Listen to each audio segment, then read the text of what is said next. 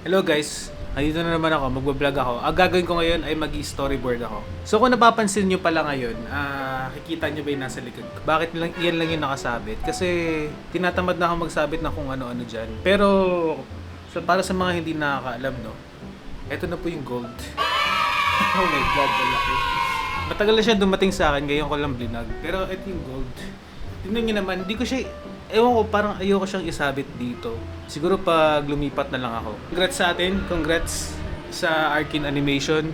At ayun lang, mag-storyboard ako, samahan nyo ako mag-storyboard ngayon. Let's go. Kaya ginagawa ko lang naman sa storyboard, syempre, kumukuha ako ng mga sentences sa script ko, tapos nilalagay ko siya sa Adobe Animate. Tapos saka ko siya dodrawingan ng scene o kung ano man yung drawing na may isip ko dun sa sentence na yun. So ayan po, dito ako gumagawa ng storyboard.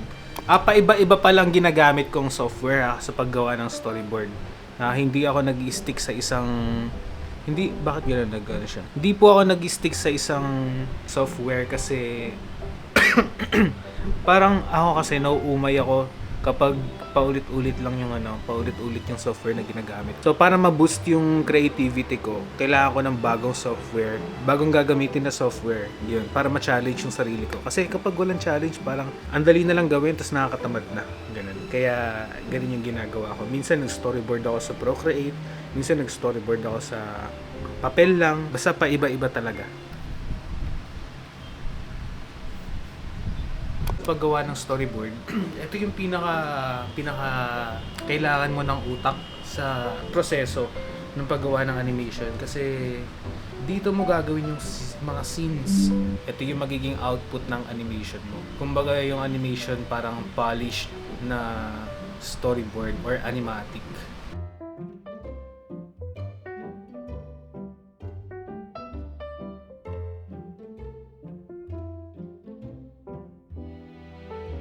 So medyo madami na ako nagawa ngayong araw na to. Siguro 1 minute na to or lampas 1 minute na yung nagawa ko. Ito yung nagawa ko, pakita ko sa inyo saglit. Huwag kayong mag-alala, hindi naman kayo may spoil dito. At ano pala, dito nyo malalaman, dito nyo malalaman kung bakit matagal na mag-upload. Kasi, ayan, matagal gawin. Ayoko din kasi mag-hire palagi ng tutulong sa akin kasi parang nakaka-relax din mag-drawing. So gusto ko talaga nagdo-drawing. Yun yung ko. Parang balance lang yung di ba? Yung trip natin sa buhay. Papasyal, magdo-drawing, chill lang ganun. So ayun, gagawin ko muna yung mga bagay na kung ano-anong pwede kong gawin ngayon. Tapos bukas ulit mag-upload ulit ako ng update ng vlog dito sa channel na to. So mag-subscribe kayo dito. Yan. Dadalasan ko yung upload dito. So, ayun lang. Tignan natin kung ano yung mga pwede ko pang gawin. So, kapag tapos ko na pala yung isang animation, pag tapos ko na pala yung storyboard, yung script na natapos ko, hina-highlightan ko siya ng color yellow or green. Depende sa trip ko. Tapos, pag na-highlightan ko na siya, hindi ko na siya poproblemahin. Ibig sabihin, tapos ko na yun. So, kinabukasan, or kapag itutuloy ko na yung storyboard na ginagawa ko, ang gagawin ko ay yung walang highlights na. So, yun lang. Palatandaan lang naman siya. Para hindi ako magkanda rito sa ginagawa kong storyboard. So, ayun. Medyo madami ako nagawa ngayon. Ayos. Ay, grabe po yung nainom ko na matcha. Ito yung matcha na ininom ko. Yan. Ayun, grabe. Parang na-anxious ako sa paligid ko. Parang biglang nag-flashback lahat ng mga kung ano-anong mga di ko maintindihan. Pero ayun, so yun, di ko alam kung anong gagawin ko ngayon. Wala akong maisip na gagawin ngayon. Kanta kaya ako? Sige na,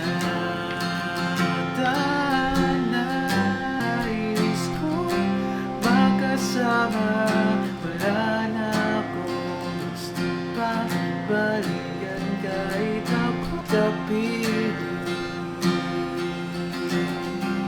Pa pala nakikwento sa animation ko yung kung paano ako natutong mag-gitara, no?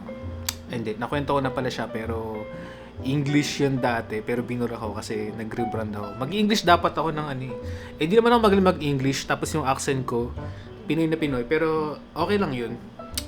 Pero kasi, mas marami nang nanonood sa channel ko na Tagalog ang gusto nila. Kaya na nag-English ako, bumaba yung views. Tapos bumalik ako sa Tagalog. Pero nakwento ko na yung dati. Kukwento ko na lang ulit ng buo, tapos Tagalog. Pero ayun. Share ko lang. Nakikita nyo ba to? Nakikita nyo ba yan? Yan o. Sa bawat minuto, ako'y di natuto. Ipilit mang iba, ako'y maghihintay sa'yo. Ikaw ang aking kapiling sa huling sandali.